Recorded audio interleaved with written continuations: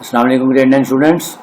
आज हम अब नेक्स्ट हमारा जो थ्योरम नंबर 12.1.5 का लेक्चर है, क्योंकि इससे पहले मैंने थ्योरम नंबर 12.1, 12.2, 12.3 और 12.4 करवा दिए हैं। अब हम जो थ्योरम नंबर 5 करने जाएंगे, इसमें भी सबसे पहले आपने इसकी स्टेटमेंट को गौर से पढ़ना है।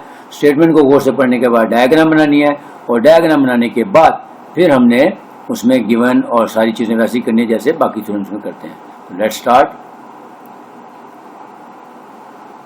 Theorem number 12.1.5 statement है, prove that any point inside an angle equidistant from its arms is on the bisector of it।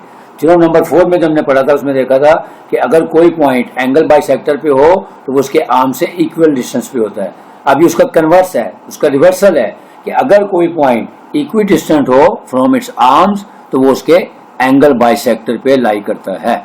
ठीक है, तो ये देखें, सबसे पहले हमने स्टेटमेंट को अच्छे से देख लिया, उसके बाद हमें पता लग गया कि ये थ्योरम नंबर 5 है। इसकी डायग्राम बनाएंगे और डायग्राम बनाने के बाद फिर आगे अब हम इसके बाकी चीज़ें लिखेंगे। सबसे पहले देखते हैं गिवन पॉइंट क्या है। मैंने कहा था जो ड्रॉन लाइन है वो हमारी हमेशा गिवन लाइन होती है।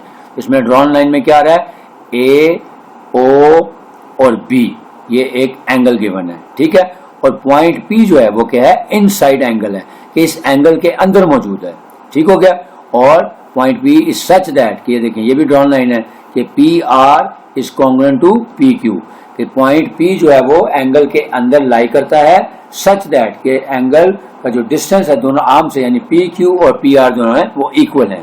तो ये लिखेंगे given that any point P lies inside angle A O B such that P Q is congruent to P R, कि पी क्यू और पी आर इक्वल है। क्यों है, क्योंकि P जो है वो परपेंडिकुलर है, PQ जो है परपेंडिकुलर है किस पे, OB पे, और जो PR है वो परपेंडिकुलर है किस पे, OA पे। ठीक है, सो PR is perpendicular on AA and PQ is perpendicular on B, और दोनों का डिस्टेंस इक्वल है।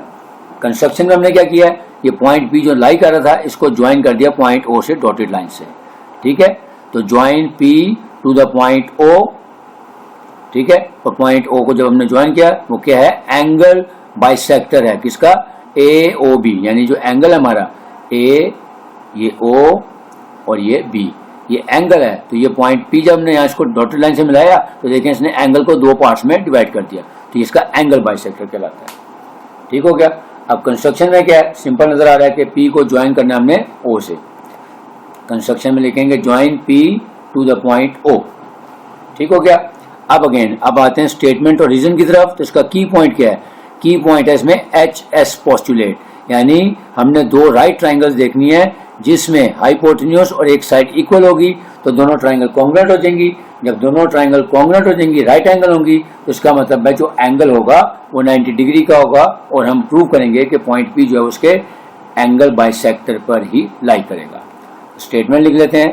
पहली दोनों ट्राइंगल ले लेंगे, ट्राइंगल वही है POR, और इधर से ट्राइंगल PO और Q। ठीक हो गया। तो कॉरेस्पॉन्डेंस लेते हैं in triangle POQ and POR।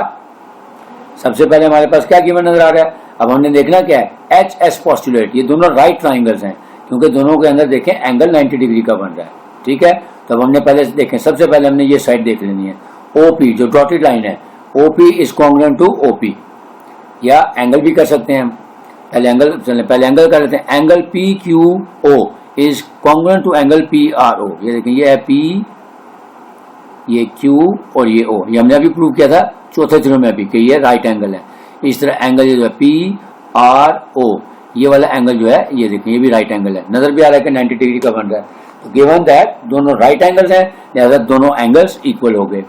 ठीक हो गया, क्योंकि दोनों राइट एंगल हैं तो इसका मतलब दोनों राइट ट्राइंगल्स भी बन जाएंगी। फिर second OP is congruent to OP, क्योंकि दोनों में कॉमन है कि OP जो है वो दोनों में कॉमन है, इसलिए हम कहेंगे OP is congruent to OP। अब हमारे पास एक साइड आ गई और ये OP आ गया। अब हमने देखना है कि हमारे पास राइट ट्राइंगल में क्या होता है, जो OP है ये इसका हाइपोटेन्यूज भी कहलाता है।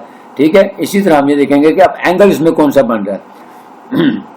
अब दूसरी साइड हमारे पास कौन सी आ रही है, PQ और PR, ये दोनों साइड्स हैं। ये देखें दोनों पे ये डबल मार्क हुआ है, इसका मतलब दोनों इक्वल लेंथ में है। वैसे भी गिवन था कि जो P है वो PR जो है वो कॉन्ग्रुएंट है PQ के, क्योंकि दोनों पॉइंट P जो है वो दोनों आर्म से इक्वल डिस्टेंस पे था। इसका मतलब देखें PQ और PR दोनों कॉन्ग्रुएंट होगी। इसकी वजह क्या गिवन है, क्योंकि हमने अगेन ड्रॉन लाइन से उठाया। तब हमारे पास साबित हो गया कि ऐसी दो ट्राइंगल्स जिसमें दोनों में राइट एंगल्स हों और दो साइड्स कॉमन होगी, यानी OP भी दोनों की कॉमन आ गई और PR और PQ भी जो है वो कॉन्ग्रुएंट हो गए।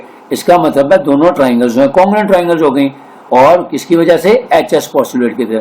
तो लिखेंगे triangle POQ is congruent to triangle POR HS postulate के तहत।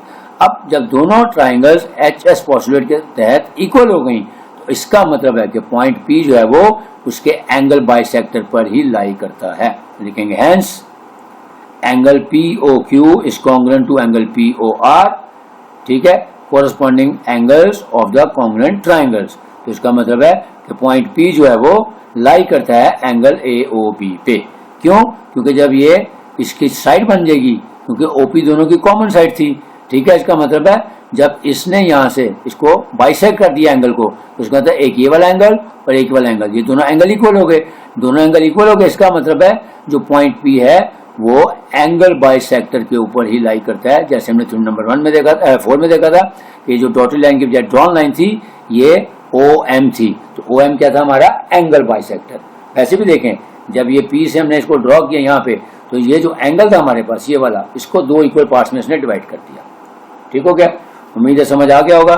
तो जो लोग फर्स्ट टाइम लेक्चर देख रहे हैं तो उनसे गुजारिश है कि चैनल को सब्सक्राइब कर लें ताकि आइंदा आने वाली वीडियोस आपको खुद ब खुद मिल जाएं।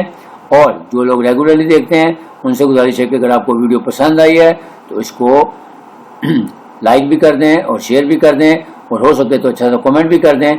इंशाल्लाह अगर कोई सजेशन होगी तो वो भी आप दे सकते हैं, मैं आपको रिस्पॉन्ड करूँगा इंशाल्लाह। अब एक हमारा आखिरी थ्योरम रह गया, थ्योरम नंबर 6, उसके साथ में आपके दोबारा हाजिर होऊंगा। इजाज़त चाहूँगा।